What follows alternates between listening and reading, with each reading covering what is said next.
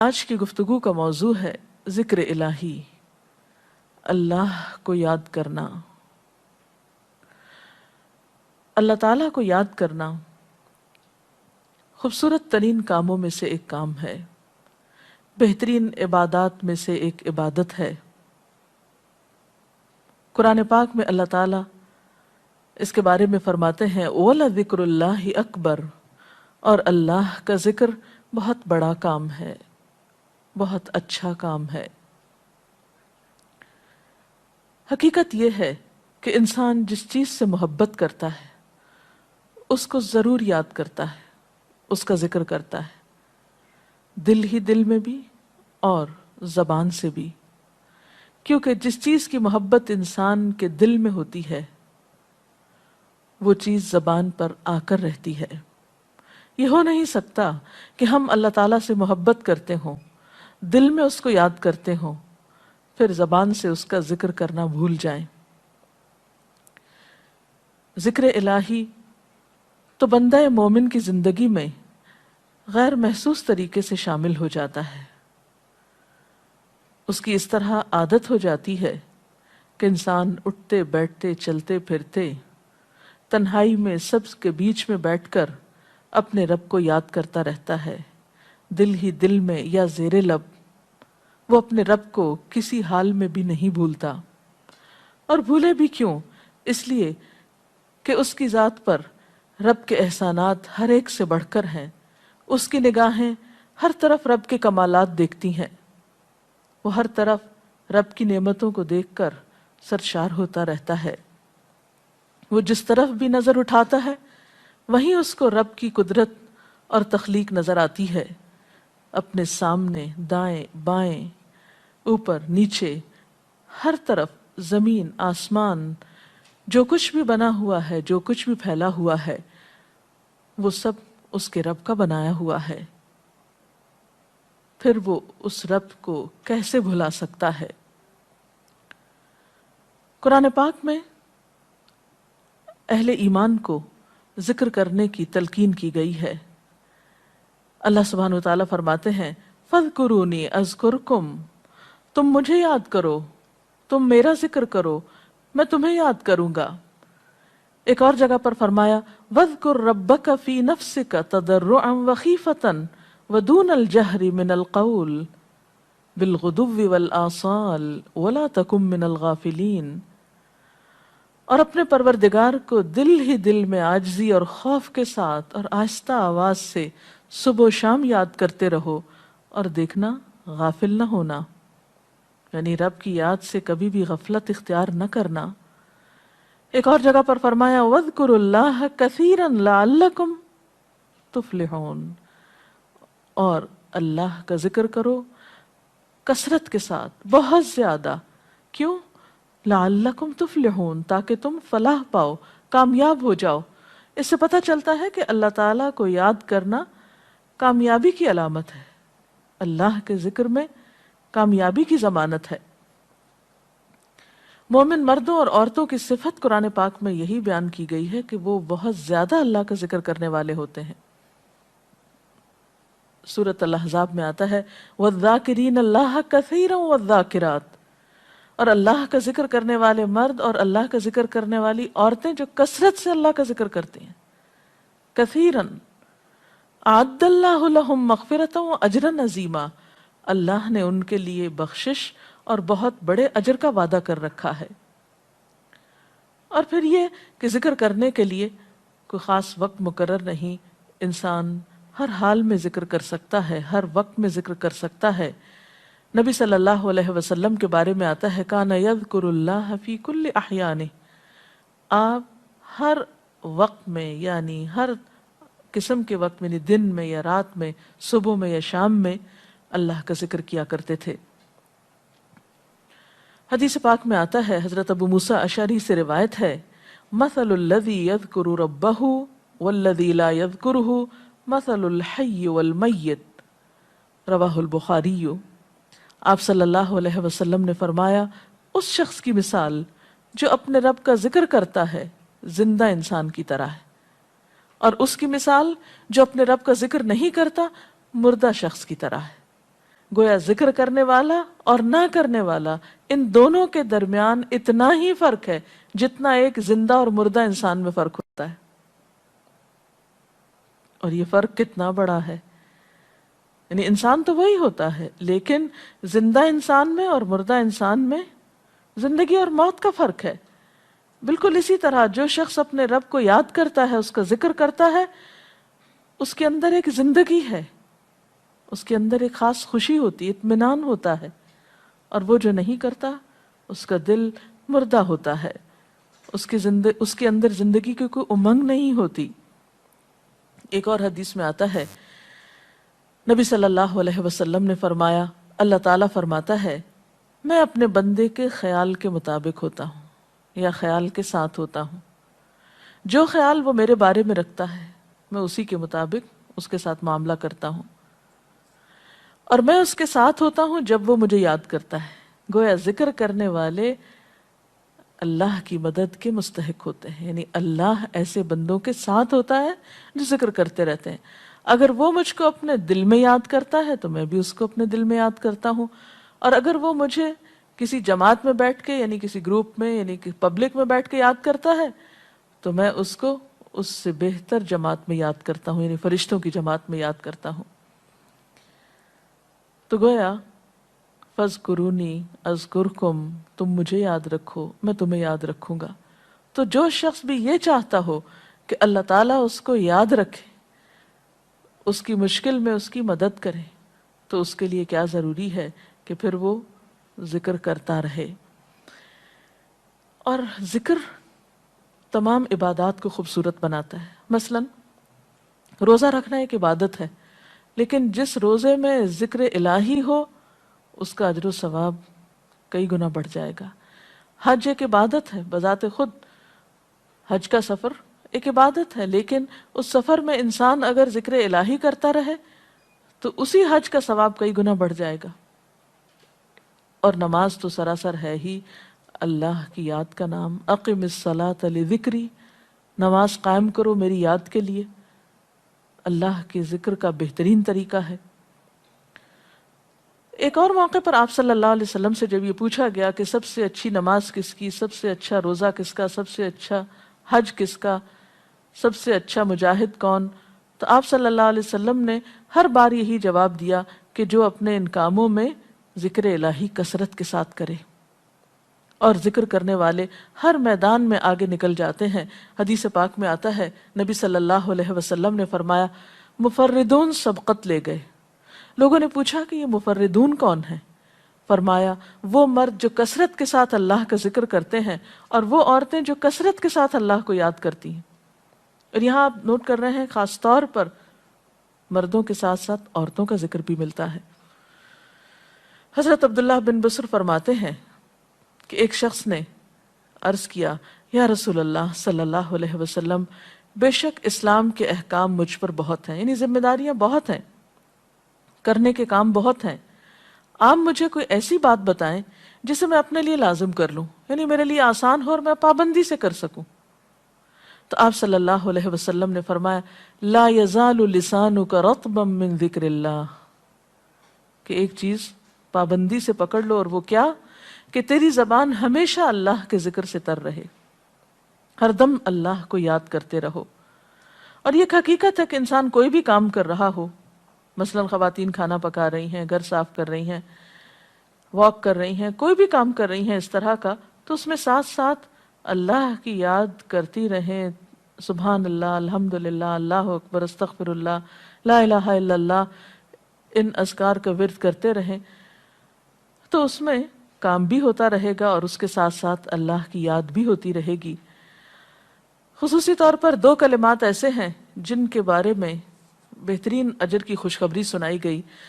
آپ صلی اللہ علیہ وسلم نے فرمایا کلمتان، دو کلمات ایسے ہیں خفیفتان علی اللسان، جو زبان پہ بہت ہلکے ہیں، یعنی پڑھنے میں کچھ مشکل نہیں، ثقیلتان فی المیزان، میزان میں بہت بھاری ہیں، حبیبتان الی الرحمن، رحمان کو بہت محبوب ہیں. اور وہ کیا ہیں؟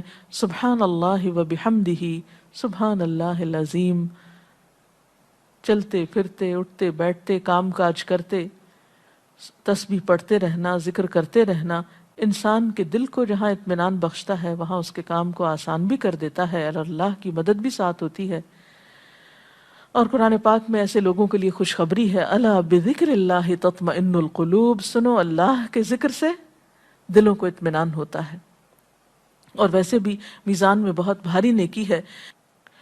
ایک حدیث میں آتا ہے کہ رسول اللہ صلی اللہ علیہ وسلم نے لوگوں سے پوچھا، کیا میں تمہیں نہ بتاؤں کہ تمہارے اعمال میں سب سے اچھا عمل، سب سے پاکیزہ اور تمہارے درجات کو سب سے زیادہ بڑھانے والا، اور جو تمہارے لیے سونے چاندی کے خرچ کرنے سے زیادہ بہتر ہو، اور اس سے بھی بہتر ہو کہ تم اپنے دشمنوں سے ملو، ان کی گردنیں تم مارو اور وہ تمہاری گردنیں مارے، تو کیا ایسا عمل نہ تمہیں بتاؤں؟ صحابہ نے عرض کیا، ضرور یا رسول اللہ صلی اللہ علیہ وسلم، ہمیں ایسا عمل بتائیے۔ تو آپ نے فرمایا وہ اللہ کا ذکر ہے، یعنی تمام اعمال میں وہ سبقت لے جاتا ہے۔ اسی طرح ایک اور حدیث میں ہے، رسول اللہ صلی اللہ علیہ وسلم نے فرمایا کہ جب بھی کچھ لوگ بیٹھتے ہیں اور وہ اللہ کا ذکر کرتے ہیں، یعنی کسی مجلس میں اکٹھے ہو کر بیٹھتے ہیں، تو اللہ کی رحمت ان کو ڈھانپ لیتی ہے، ان پر سکینت نازل ہوتی ہے، اللہ تعالیٰ ان کا اپنے ہاں ذکر کرتے ہیں۔ گویا اکیلے بھی ذکر کیا جا سکتا ہے اور کسی مجلس میں اکٹھے بیٹھ کر بھی۔ پھر اسی طرح صبح و شام بھی، جیسا کہ قرآن پاک میں آتا ہے، وَسَبِّحْ بِحَمْدِ رَبِّكَ قَبْلَ طُلُوعِ الشَّمْسِ وَقَبْلَ غُرُوبِهَا، اپنے رب کی تسبیح بیان کرو سورج نکلنے سے پہلے اور اس کے غروب ہونے سے پہلے۔ ایک اور جگہ پر آتا ہے وَسَبِّحْ بِحَمْدِ رَبِّكَ بِالْعَشِيِّ وَالْإِبْكَارِ، اپنے رب کی حمد و ثنا بیان کرو عشی کے وقت یعنی عصر کے وقت، والابکار اور صبح کے وقت۔ عشی کا لفظ جو ہے یہ زوال شمس سے غروب شمس کے درمیانی وقت کو کہتے ہیں۔ پھر اسی طرح انبیاء علیہ السلام کے بارے میں ہم دیکھتے ہیں، حضرت داؤد علیہ السلام بہت خوبصورت آواز سے، بہت خوبصورت انداز میں اللہ تعالیٰ کا ذکر کیا کرتے تھے۔ نبی صلی اللہ علیہ وسلم نے ایسے لوگوں کے بارے میں بہت خوشخبریاں دی ہیں، اور سب سے بڑی خوشخبری کیا ہے کہ خود اللہ تعالیٰ کا تقرب انسان کو حاصل ہوتا ہے، انسان کے گناہوں کا کفارہ ہوتا رہتا ہے، اور بعض اذکار جو بظاہر تو بہت معمولی نظر آتے ہیں لیکن ان کا اجر و ثواب اتنا ہے کہ انسان حیران ہوتا ہے کہ اتنے کم کلمات کے بدلے اتنا بڑا ثواب۔ جیسے نبی صلی اللہ علیہ وسلم نے فرمایا کہ الحمدللہ کہنا میزان کو بھر دیتا ہے۔ اب الحمدللہ دو لفظ ہیں، لیکن جو شخص دل سے اس کو ادا کرتا ہے تملا المیزان، میزان بھر جاتا ہے اس سے۔ سبحان اللہ، الحمدللہ کے کلمات آسمان اور زمین کے درمیان کو پر کر دیتے ہیں، یعنی اتنا اجر و ثواب ہے ان چھوٹے چھوٹے کلمات کا بھی، لیکن اکثر شیطان ہمیں ان سے غافل رکھتا ہے۔ تو ضرورت اس بات کی ہے کہ ہم کثرت کے ساتھ اللہ کو یاد کرنے والے ہوں، تاکہ ہمارے دین و دنیا کے کام سنور جائیں اور آخرت میں اللہ کے محبوب اور مقرب بندوں میں ہمارا شمار ہو۔ اگر اس سلسلے میں آپ کے ذہن میں کوئی سوال ہے تو آپ کر سکتے ہیں۔ جی آپ پوچھیں۔ محترم ڈاکٹر صاحبہ، ہمیں آپ بتائیں گے کہ مسنون اذکار کی طرف ہمیں رہنمائی فرمائیے۔ بہت سی کتابیں ایسے ہیں جس میں نبی صلی اللہ علیہ وسلم سے ہر موقع کی مناسبت سے اذکار مذکور ہیں۔ مثلا آپ دیکھیے کہ آپ صلی اللہ علیہ وسلم جب نیند سے بیدار ہوتے تھے تو اس وقت اللہ تعالیٰ کے ذکر سے دن کا آغاز کرتے تھے۔ صبح کے وقت الحمدللہ الذی احیانا بعدما اماتنا والیہ النشور۔ پھر اسی طرح بستر سے اٹھنے کے بعد انسان اپنے قضاء حاجت کے لیے اگر واش روم میں جاتا ہے تو اس وقت بیت الخلاء میں داخل ہونے کے وقت کا ذکر ہے۔ پھر بیت الخلاء سے باہر آنے کے وقت نبی صلی اللہ علیہ وسلم جب تہجد کے وقت اٹھتے تھے تو وضو سے پہلے آسمان کی طرف نگاہ اٹھا کر سورۃ آل عمران کی آخری آیات پڑھا کرتے تھے۔ پھر اسی طرح سحری کے وقت خاص طور پر استغفار کا حکم ہے۔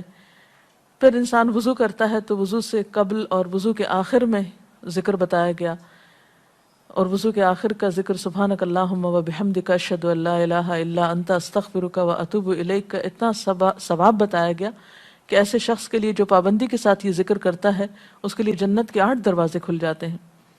پھر اسی طرح جب انسان گھر سے نکلتا ہے، مسجد کی طرف جاتا ہے، مرد حضرات، تو گھر سے نکلنے کے وقت کی دعا ہے، پھر اسی طرح راستے میں پڑھنے کی، پھر مسجد میں داخل ہونے کی، پھر مسجد کے اندر، پھر مسجد سے باہر نکلتے وقت، پھر دوبارہ گھر آتے ہوئے بازار سے اگر گزرتا ہے تو اس وقت کا ذکر ہے، پھر گھر میں داخل ہونے کا ذکر ہے، پھر اگر کچھ کھا رہا ہے انسان تو بسم اللہ پڑھ کر کھانے کا آغاز کرتا ہے اور الحمدللہ کے ساتھ پھر اختتام کرتا ہے۔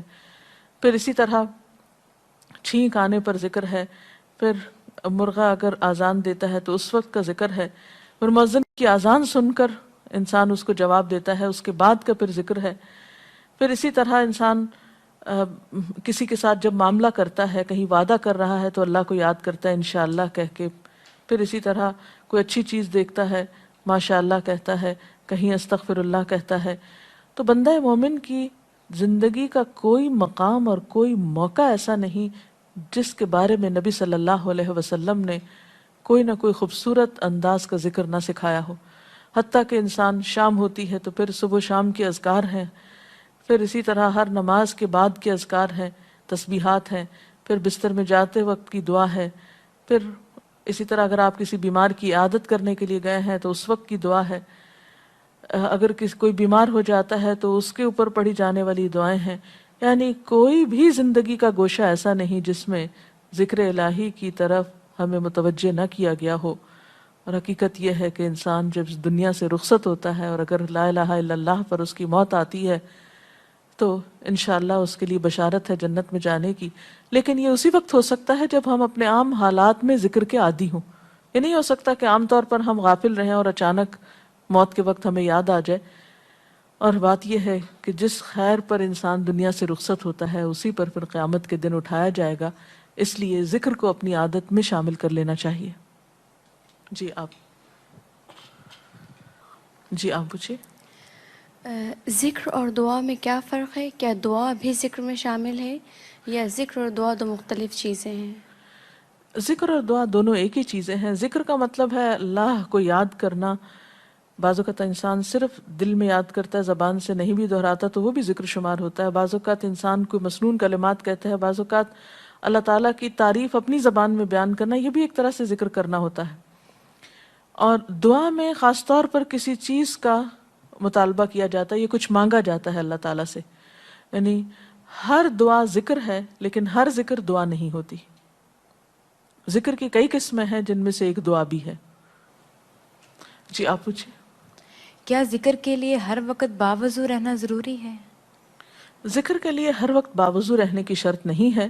قرآن پاک میں اللہ تعالیٰ فرماتے ہیں الذین یذکرون اللہ قیاما وقعودا وعلی جنوبہم وَيَتَفَكَّرُونَ فِي خَلْقِ السَّمَاوَاتِ وَالْأَرْضِ رَبَّنَا مَا خَلَقْتَ هَذَا بَاطِلًا سُبْحَانَكَ فَقِنَا عَذَابَ النَّارِ۔ وہ لوگ جو اللہ کو یاد کرتے رہتے ہیں کھڑے ہو کر، بیٹھ کر، لیٹ کر، اپنے پہلوؤں پر، اور کائنات میں غور و فکر کرتے رہتے ہیں، کہتے ہیں کہ پاک ہے تو اے ہمارے رب، ہمیں آگ کے عذاب سے بچا۔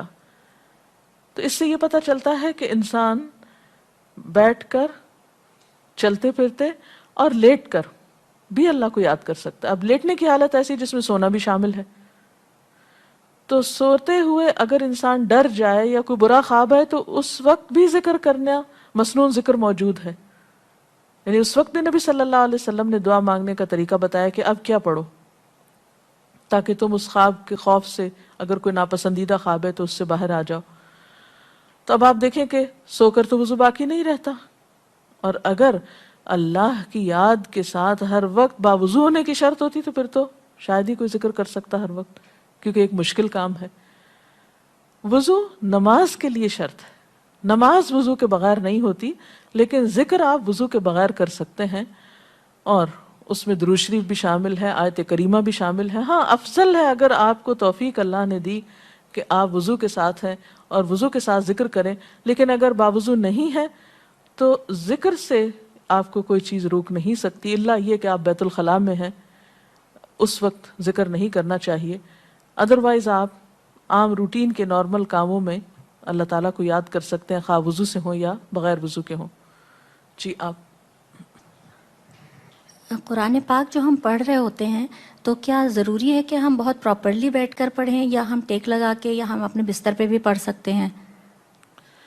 افضل تو یہی ہے، پسندیدہ یہی ہے کہ انسان با ادب بیٹھے، لیکن اگر آپ قرآن پاک کا کچھ حصہ زبانی یاد کیے ہوئے ہیں، کچھ صورتیں ایسی آپ کو آتی ہیں اور آپ چلتے پھرتے ان کی دہرائی کرنا چاہتے ہیں تو ایسا بھی کر سکتے ہیں۔ اجتماعی ذکر کی کیا کیا صورتیں ہو سکتی ہیں؟ اجتماعی ذکر میں قرآن پاک کا پڑھنا، پڑھانا، سیکھنا، سکھانا، اس کو یاد کرنا، یہ تمام چیزیں آتی ہیں۔ اس کے ساتھ ہی آج کا پروگرام کا وقت ختم ہوتا ہے، اجازت چاہتے ہیں۔ السلام علیکم ورحمۃ اللہ وبرکاتہ۔ اللہ اکبر، اللہ اکبر، لا الہ الا اللہ، واللہ اکبر، اللہ اکبر وللہ الحمد۔